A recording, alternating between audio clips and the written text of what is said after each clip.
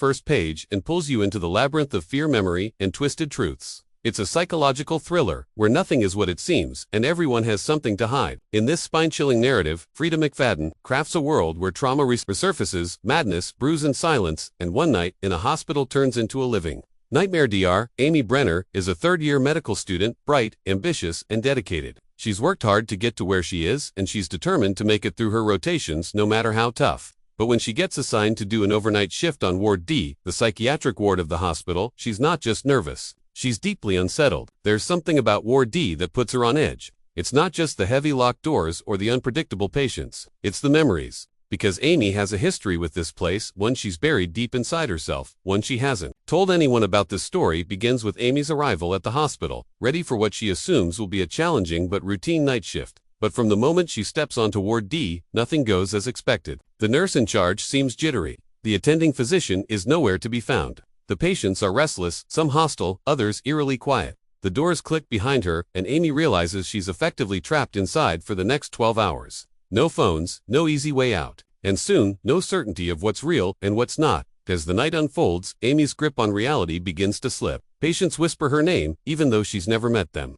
One patient in particular, a young woman named Jasmine, seems to know more about Amy's past than she should. The lights flicker, the security system glitches, and screams echo through the sterile halls. It's not just a bad night, it's a descent into something darker. Every room, every corner of Ward D holds a piece of a puzzle. Amy doesn't even know she's trying to solve. Freida McFadden masterfully weaves flashbacks into the present chaos, revealing a deeper layer to Amy's character.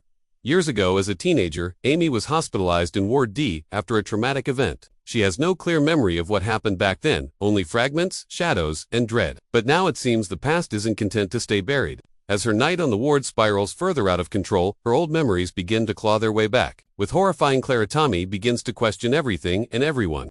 Is the hospital really short-staffed, or is someone deliberately keeping her isolated? Does Jasmine truly know her, or is it all a trick? Are the patients being manipulated? Or are they part of something sinister? The more she tries to reason, the more she's pulled into the madness around her. Her own reflection seems wrong. The sound of her name in the dark becomes unbearable, and she starts seeing things that can't be explained. One of the most gripping aspects of the book is its claustrophobic atmosphere. Ward D feels like a character, in its own right, pulsing with tension, shadows, and suppressed secrets. The ward doesn't just confine the patients, it seems to feed off their confusion and terror. And Amy's descent feels not just psychological, but almost supernatural, as if the building itself is remembering what happened to her before, even if she quantus. The night deepens, Amy uncovers shocking revelations. A hidden file suggests that her previous stay in Ward D might have been far more serious than she believed.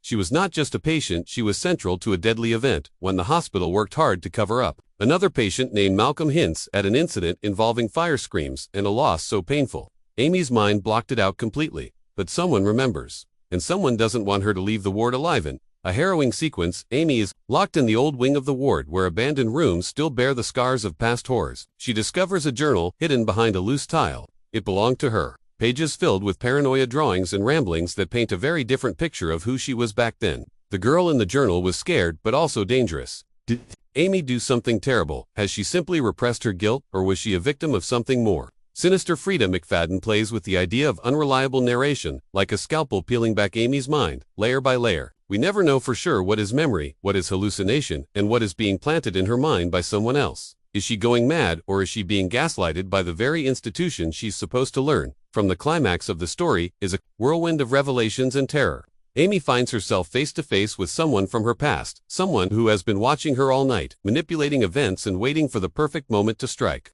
It's not just about uncovering the truth anymore, it's about survival. With the staff finally discovering the chaos on the ward and security descending, Amy must decide whether to trust her instincts or surrender to the professionals who claim to know what's best for Heron. The final twist, Amy learns the full truth of what happened during her first stay on Ward D. The trauma wasn't just emotional, it was tied to a violent incident that left another patient dead and Amy in a coma for days. The hospital buried the story and medicated her into forgetting. But someone on the ward never forgot, and tonight was their chance for revenge. Or perhaps redemption. As she's wheeled out of the ward, exhausted, shaken, and scarred, Amy realizes that healing doesn't come from forgetting the past, but from facing it head on. Ward D is more than just a psychological thriller. It's a story about memory trauma, and the way our minds try to protect us even when it hurts. It explores the thin line between sanity and madness, the ethics of psychiatric care, and the terrifying notion that sometimes the institutions meant to help us can do the most damage. Freida McFadden doesn't just tell a story, she immerses you in a nightmare that feels too real to ignore. Every page of this book is charged with tension and dread.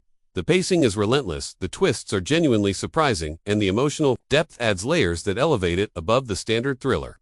Amy is a protagonist who feels real, flawed and brave in her own quiet way. Her journey isn't just about survival, it's about reclaiming her truth. Piece by broken piece for listeners looking for an audiobook that will keep them on edge from start to finish. Ward D is a perfect choice. It's haunting, gripping, and thought-provoking, whether you're a fan of psychological horror or just love a tightly plotted mystery. This story will stay with you long after the final